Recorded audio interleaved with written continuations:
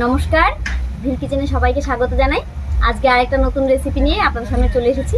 আর আজকে করব আমাদের উত্তরবঙ্গের বিখ্যাত জলপাই আলু, দেশি জলপাই আলু আর সঙ্গে সজনে ডাঁটা আর গোবিন্দভোগ চাল দিয়ে একটা ঘন্ট রেসিপি।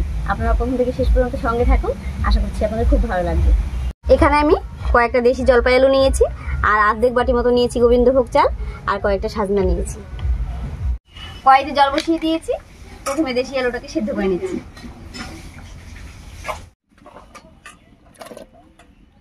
একটু লবণ দেব, এবারে ঢাকা দিয়ে সেদ্ধ করে নেব। আলুটা সেদ্ধ হতে থাক আর এই ফাঁকে আমি সব মশলাগুলো করে নিচ্ছি। আর রান্নায় কি কি মশলা দেবো দেওয়ার সময় দেখিয়ে দেবো।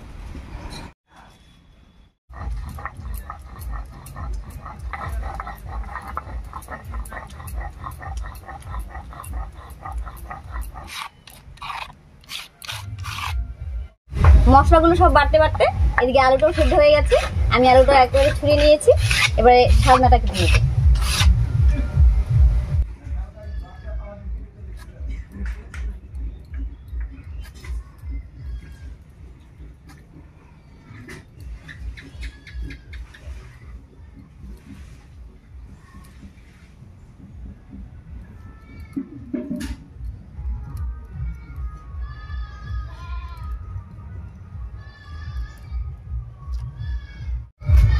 এই সময় দেশি জলপাই আলুটা পাওয়া যায় আর সজনে ডাঁটাটাও পাওয়া যায়, তাই সব রেসিপিগুলো করে নিচ্ছি এই সময়।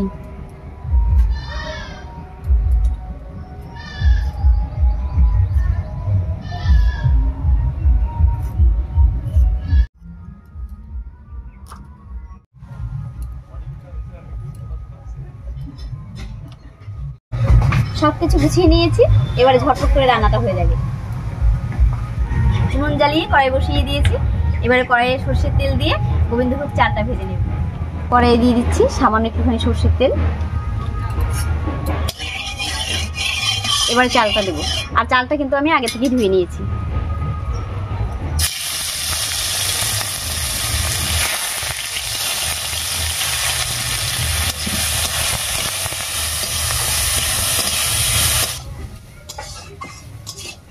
চালের উপরে দিয়ে দিচ্ছি একটুখানি লবণ আর সামান্য একটুখানি হলুদ।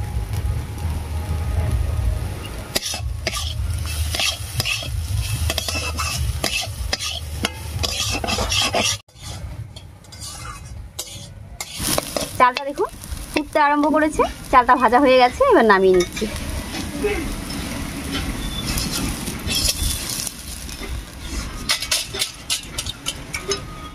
কড়াইয়ে আরো একটু তেল দিয়ে সজনে ডাঁটা আলুটা ভেজে নেব।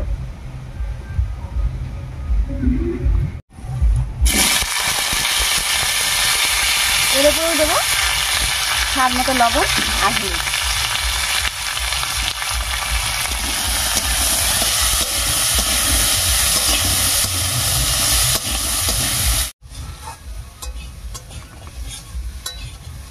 সজনে ডাঁটা আর আলুটা খুব সুন্দর করে ভেজে নিয়েছি, এবারে নামিয়ে নিচ্ছি।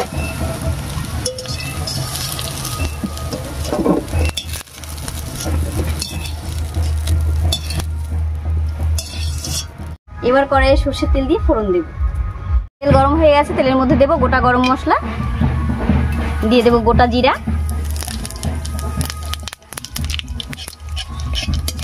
ফোড়নটা ভাজা হয়ে গেছে। এবারে বেটে রাখা সব মশলাগুলো দেব। দিয়ে দিচ্ছি শুকনো লঙ্কা বাটা 1 চামচ,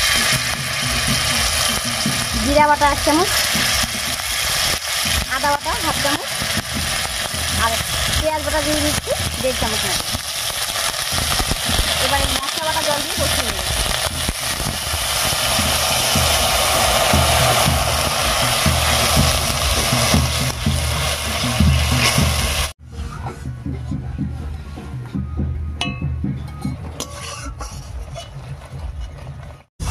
মশলা বাটা জল দিয়ে 4-5 মিনিট কষিয়ে নিয়েছি আর প্রায় কষেই গেছে।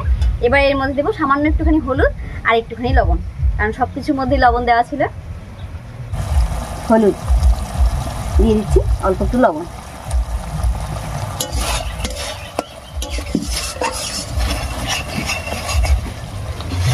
মশলা কষে তেল ছেড়ে দিয়েছে। এবারে ভেজে রাখা আলু আর চালটা দিয়ে দিচ্ছি।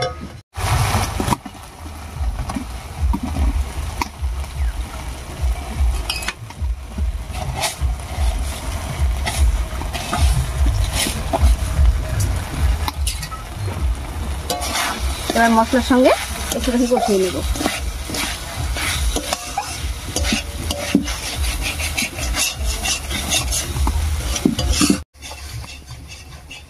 মশলার সঙ্গে চাল আর আলুটা খুব ভালো করে কষিয়ে নিয়েছি। এবারে জল দেবো, আর জলটা একটু বেশি করেই দেবো, যাতে করে আলু আর চাল খুব ভালো করে সেদ্ধ হয়ে যায়। তবে আলুটা আগে থেকে সেদ্ধ করা ছিল,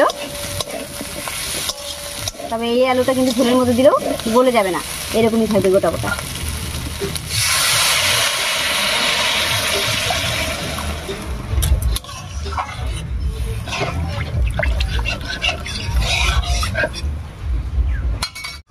এবার বেশ কিছুক্ষণ খুব ভালো করে রান্না করে নেব।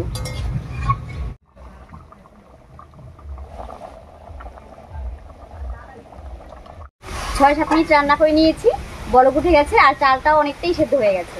এবার এর মধ্যে ভেজে রাখা সজনে ডাঁটাগুলো দেব।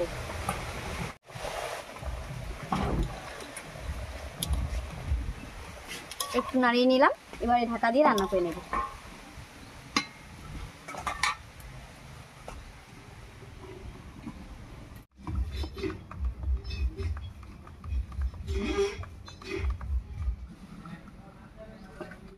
ঢাকা দিয়ে আরো 7-8 মিনিট রান্না করে নিয়েছি, এবারে ঢাকাটা তুলে নেব।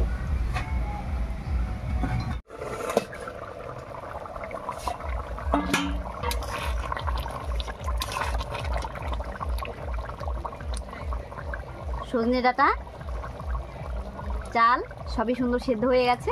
এবার এর মধ্যে দেব 1/2 চামচ মতো গরম মশলার গুঁড়া, 1 চামচ ঘি আর 1 চামচ চিনি।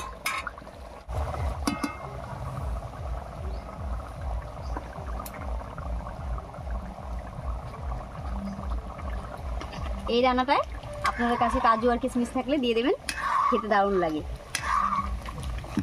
রান্নাটা হয়েই গেছে, আর 1 মিনিট মতো রান্না করে নামিয়ে নেব। গোবিন্দভোগ চাল দিয়ে দেশি আলু আর সজনের ঘন্ট একদম রেডি হয়ে গেছে, নামিয়ে নিচ্ছি।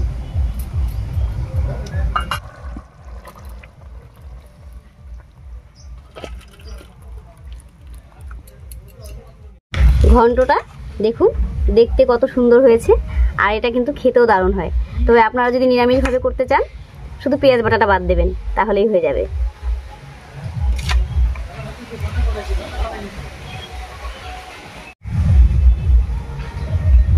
যাই হোক, আজকের এই রেসিপির ভিডিও আপনাদের কেমন লাগলো অবশ্যই কমেন্টে জানাবেন। যদি ভালো লাগে একটা লাইক করে দেবেন এবং চ্যানেলটিকে সাবস্ক্রাইব করে এভাবেই আমাদের পাশে থাকবেন। আজ এই পর্যন্তই, আবার কাল দেখা হচ্ছে নতুন কোনো রেসিপি নিয়ে।